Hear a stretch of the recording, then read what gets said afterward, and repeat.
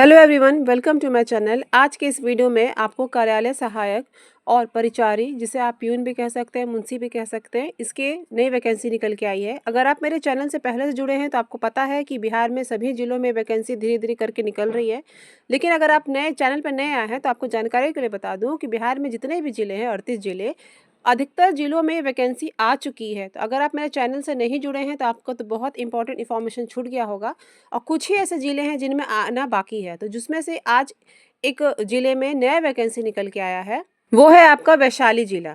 और ऐसा नहीं है कि सिर्फ वैशाली ज़िला के लोग ही इसे भर सकते हैं, आप अगल बगल के हैं, अगर आप वैशाली ज़िला में आके काम कर सकते हैं, आपको कोई प्रॉब्लम नहीं है, तो आप भी ये फॉर्म भर सकते हैं, क्योंकि इसमें ऐसा कहीं भी नहीं लिखा है कि सिर्फ वैशाली ज़िला के लोग ही यहाँ पे भरेंगे।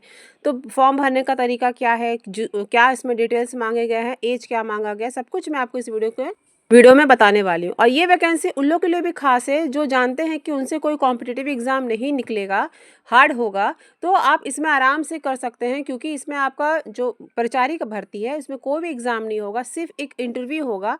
अगर आप इंटरव्यू पास कर जाते हैं तो ये जॉब आपको मिल जाएगा। तो आपके लिए अच्छा है। अगर आप जानते हैं कि आपका वो कैपेबिलिटी नहीं है एग्ज़ाम क्लियर करने में, तो आप ये फॉर्म ज़रूर भरिए।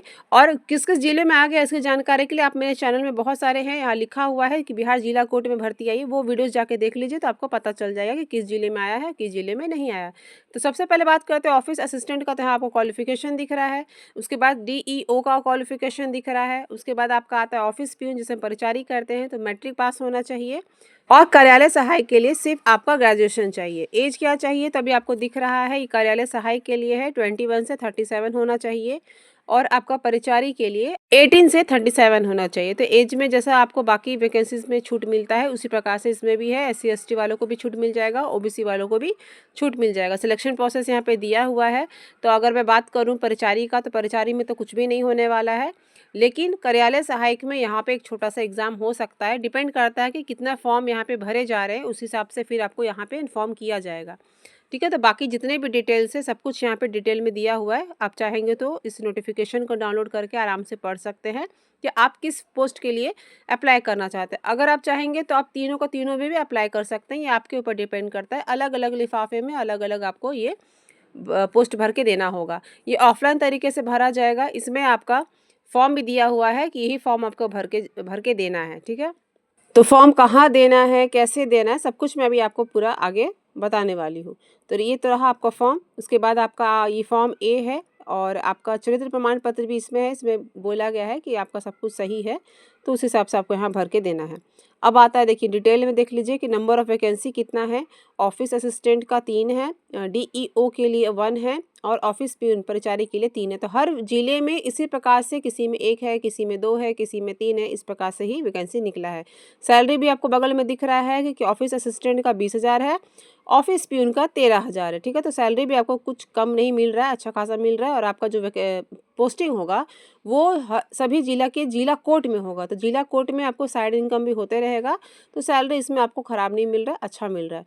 अब बात है कि ये क्या सरकारी है, तो नहीं, ये सरकारी नहीं है, ये कॉन्ट्रैक्ट बेसिस पे आपका यहाँ पे सिलेक्शन हो रहा है। तो बहुत लोग कॉन्ट्रैक्ट बेसिस के नाम पे सुन के ही हट जाते हैं, तो जो हट जाते हैं उनका लॉस है। और जो लोग सोचते हैं कि हाँ इसमें हम कर सकते हैं, और वो फॉर्म भर देते हैं, तो वैसे ही लोगों का यहाँ पे सिलेक्शन हो जाता है।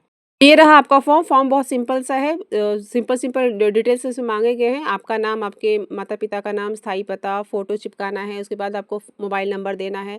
आपके मैट्रिक, इंटर, स्नातक में कितने परसेंटेज मार्क है वो देना है। आपका यहाँ जाति पूछा जाएगा। सब कुछ यहाँ पे जो डिटेल में पूछा गया है वो आपको सीधे से भर के दे देना है, साइन करके। उसके बाद एक और इन्वेलप है, वो आपको छोड़ देना है, क्योंकि वो वहाँ से आएगा। जब आपका फॉर्म एक्सेप्ट कर लिया जाएगा तो फिर वहाँ से वो लोग आपको भर के देंगे। ठीक है, तो ये रहा आपका फॉर्म A, जिसमें आपको बताना है कि आपके ऊपर कोई भी केस नहीं है, आपका जो चरित्र है वो बिल्कुल साफ़ है और बेदाग है। तो यही सारा है आपका डिटेल। अब मैं आपको दिखाती हूँ कि आपको किस पते पे भेजना है। और इस फॉर्म भरने में आपको एक भी रुपया नहीं लगने वाला है, कोई भी फ़ी आपका नहीं लगेगा। सिर्फ एक 22 रुपये का जो आप एनवलप देंगे, बस वही 22 रुपये का स्टैम्प पेपर आपका लगने वाला है, स्टैम्प टिकट लगने वाला है। उसके अलावा आपको कुछ भी यहाँ पैसा नहीं लगेगा। और जो यहाँ पे डेट दिया हुआ है, जिस डेट को ये वैकेंसी निकला, उसके 15 दिन के अंदर आपको ये फॉर्म भर के वहाँ दे देना है। तो यहाँ पे एड्रेस लिखा हुआ है कि district legal service authority, civil court, Vaishali @ Hajipur. ठीक है, आपको इस एड्रेस पे आपको फॉर्म जमा कर देना है।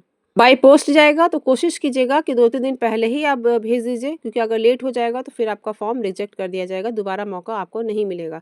बहुत कम समय दिया जा रहा है, किसी ज़िले में 15 दिन, किसी ज़िले में 20 दिन, इस तरीके से ही आपको दिया जा रहा है। तो बहुत सारे लोगों के मन में होगा कि किस-किस ज़िले का आया है, तो मैंने जैसे आपको पहले ही बताया कि आप मेरे चैनल पे जब जाएँगे तो वहाँ आपको बिहार जिला कोड के लिखा हुआ एक वीडियोज़ आएँगे, तो उसमें आपको बताया गया है कि किस-किस ज़िले में आया है और किस-किस ज़िले में नहीं आया है। वैसे जभी भी कोई वैकेंसी आती है तो मैं इसी प्रकार से बना के बता देती हूँ, तो आप लगातार विज़िट करते रहिए मेरे हर वीडियोज़ को देखिए, तभी आपको जानकारी होगा। Thank you for watching.